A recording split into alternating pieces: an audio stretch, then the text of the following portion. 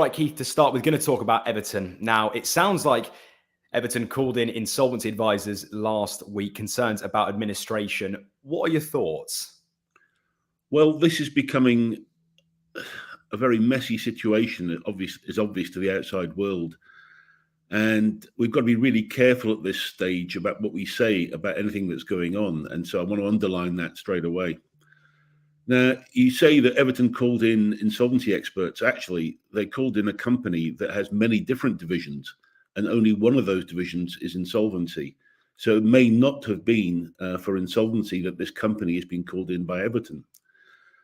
In fact, debt restructuring is one of their major divisions. And from my reading of events from the outside just now, debt restructuring would be the key situation that needs to be handled right now. So I think the scaremongering about insolvency practitioners, etc., is pretty hard to accept just now. Everton, as far as we're aware, are up to date with all their payments on the stadium to staff, etc., and so it would be hard to see why they're suddenly into the insolvency issue. So I think that has to be made pretty clear. Sure. And from a 777 partners point of view, there were some reports, Keith, that they had some assets seized in Belgium.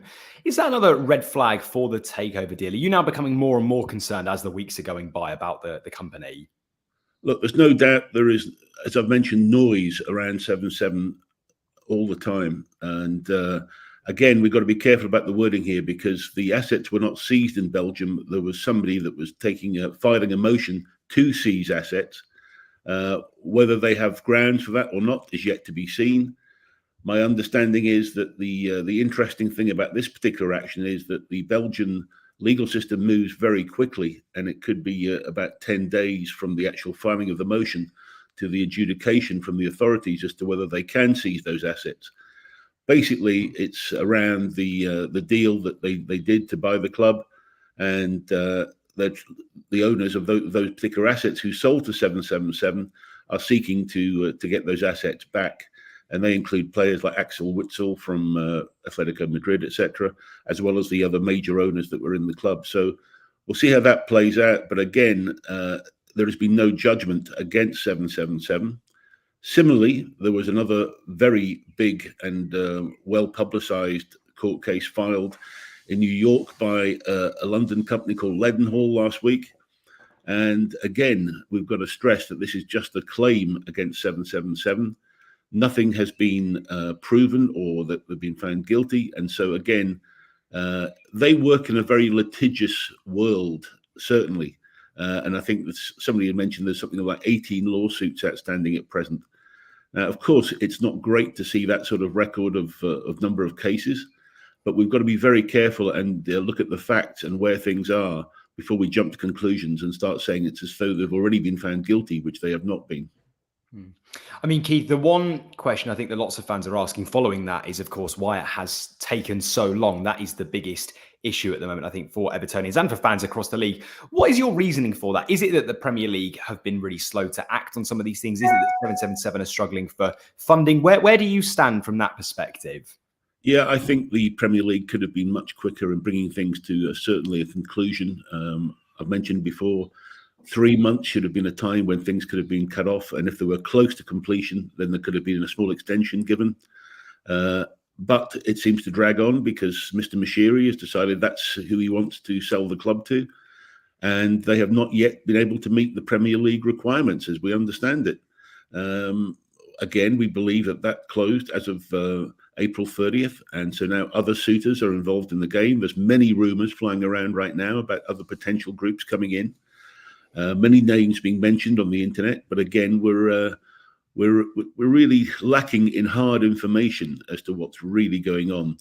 There's no doubt the length of time this has dragged on has really hurt the club, and it's certainly meant that there's been unintended consequences. One of my favourite phrases recently, thank you, Richard Masters, for that, is that unintended consequences have happened. And it just means that there's been a cloud hanging over every single part of the club. I can't imagine what the feelings are of the employees right now, and not just the players and the team, but everybody in the club. So it's something that really should have been taken care of and put to bed earlier.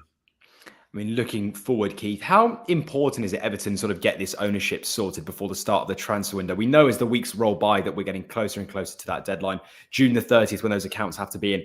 Are you worried at all that this is going to effectively, it might actually happen after that deadline and there could be some impact on sales or potential transfers going into the summer? Well, I'd hope that a due diligence could be done very, very quickly if a new owner comes in. And if they've been studying the numbers already, then they're going to have to take a risk as to weigh up the risk, in fact, as to whether waiting and doing a bigger due diligence is a bigger risk than actually not being able to act right now on things like the transfer window. So it'll be up to a buyer. I know that in certain situations, people do make a decision to get in there quickly and take a risk or insure against potential risk down the road. So that may be one way to try and get things done quickly. But certainly, I would hope they could move, because it would be very important for Kevin Thelwell, the sporting director, Sean Dyche, to have some direction and clear direction from the ownership structure, which I believe has not really been there for the last 4, 5, 6 months. I mean, Keith, there were some reports that said that 777 partners have potentially been sued for fraud. What are your thoughts on that? Can you give us an update on that, please? And actually, as you were talking about in the previous segment just gone, is there more of a reason now for the Premier League to not approve the deal, given how many issues 777 have faced over the past few months? Well, just because you've been sued doesn't mean to say that you're guilty. And the owners and directors test, they would be barred from taking the club if they had been found guilty, but they haven't been found guilty. And so, everybody's entitled to a fair trial.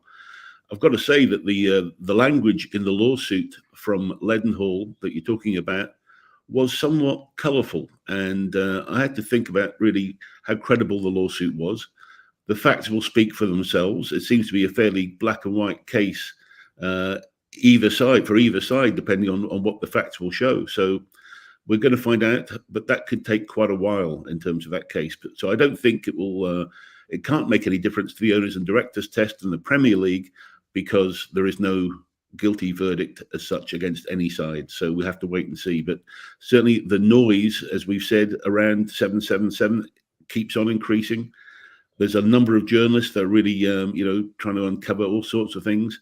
It doesn't look great, but nevertheless, as I say, until they're found guilty of facts, we've got to look at the case that they put in over 200 million into Everton. That's worth a few brownie points as well. It's kept the club going for a while, and so there's some positives, and so everything's got to be weighed up and balanced. And there is often a rush to judgment on these things from people on the internet these days and social media, and I think we've got to keep some sort of balance and perspective on what's really going on. Are you confident then, Keith, there won't be any talk of administration? You don't think that is likely to be, is likely to come to fruition at all? No, I don't see that coming to fruition at all. I don't see that as an option. I think there are enough ways that the problem could be solved with debt restructuring to make sure that administration is not an option. No club would ever want to go into administration. Forget the 9-point penalty. It's just the way that you rip the club apart with the whole process of administration would be so damaging. And so, no, it would be a very, very, very last resort. And I don't think we're anywhere near that yet. And if you had to make a prediction, Keith, do you think that 777 are going to get this done? Is it likely to happen, or are you now expecting other suitors to come in and take charge? Well, they've managed to, as I say, they've put in 200 million in the club so far. Where that's come from is obviously a subject of interest to the Premier League. And there seems to be, bigger problems in their corporate structure that would mean that the pipeline of cash may be turned off. But then again, if they can find an alternative supply, then of course they could get it done. There's every chance that that could happen. And in the world of high finance, that these things can happen quickly as well. So nobody's out of the picture. They've certainly got a seat at the table. They've got 200 million of debt in the club, and they're now a player in the game. So they've got to be respected from that position. And Keith, looking at the points deduction appeal verdict, what's going on with that? What's your prediction for that now, potentially? How could that then play out for the rest of the season for Everton? I don't think it'll make any difference. I think, we're safe mathematically, so all we'd get is some points back, potentially. So I think that will be a bit of an irrelevant point going forward. It's going to be different for other clubs, with Luton and Burnley. It's going to be, and Forest is going to be quite a battle. So we'll see how that goes.